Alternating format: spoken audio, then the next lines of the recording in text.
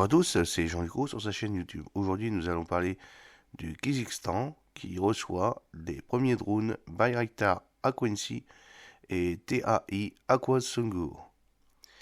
Le Kyrgyzstan a reçu les véhicules aériens sans pilote Bayraktar Aquancy et TAI Aqua Sungur qu'il avait précédemment commandés aux principales compagnies aéronautiques turques, Baytar et Turkish Aerospace Industry TAI.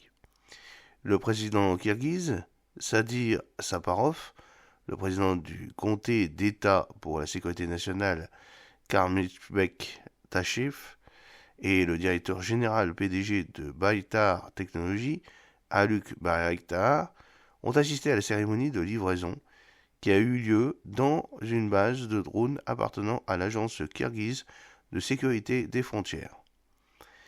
Vous voyez sur la photo un véhicule aérien sans pilote TAI Akonsugur livré à l'agence kirghize de sécurité des frontières de la présidence de la République kirghize.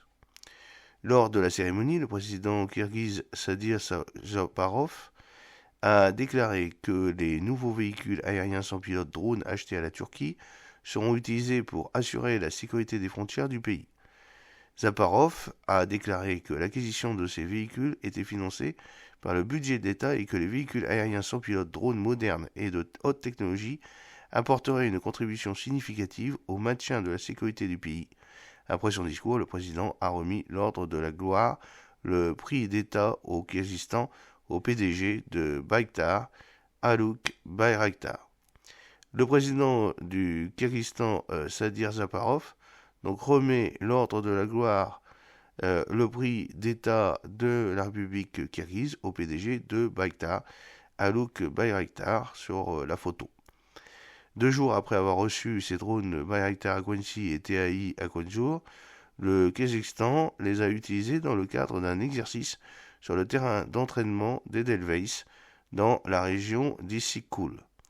Les caractéristiques tactiques et techniques des nouveaux véhicules aériens sans pilote, c'est-à-dire drones équipés de mini-munitions intelligentes à guidage laser, les MAM-L et les MAM-T, produites par Roketsan, ainsi que leur puissance de feu, ont été démontrées lors de l'exercice auquel ont participé le président kirghize, Sadir Japarov, et le général Bayraktar, Gerond Haluk Bayraktar.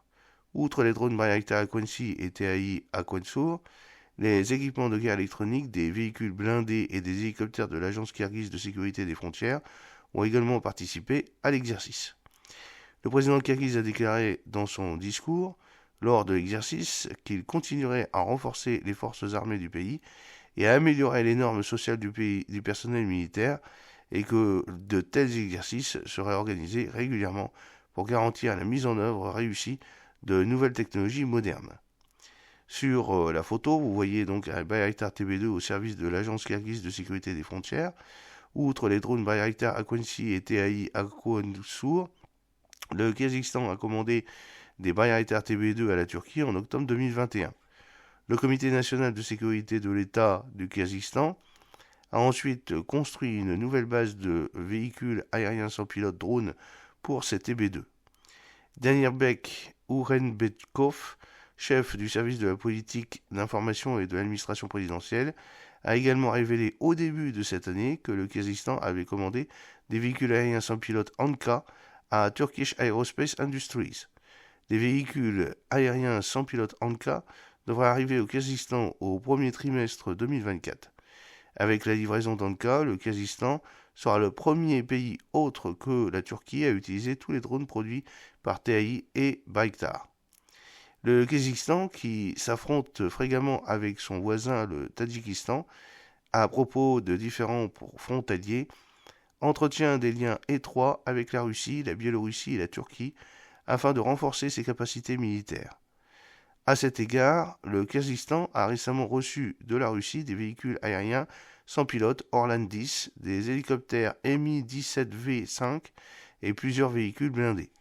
Pendant ce temps, le gouvernement de Bashbek a également acquis le système de missiles de défense aérienne Peshora 22 2BM, du matériel de communication, diverses armes, des munitions anti-chars pour hélicoptères, du matériel d'ingénierie, des fusils de précision, des pistolets, des grenades et des roquettes en provenance de la Biélorussie. Le Kazakhstan, qui a dépensé plus d'1 milliard de dollars pour tous les achats d'armes mentionnés ci-dessus, a déclaré à plusieurs reprises que ces achats se poursuivaient à l'avenir. Le Kazakhstan définit ces efforts comme une mesure visant à renforcer la sécurité nationale du pays à la lumière de l'évolution mondiale. J'espère que cette petite vidéo vous a plu. N'oubliez pas de cliquer sur le pouce pour la promouvoir, de vous abonner si ce n'est pas encore fait et de partager cette vidéo sur vos réseaux sociaux. A très bientôt, fidèlement, Jean-Luc O.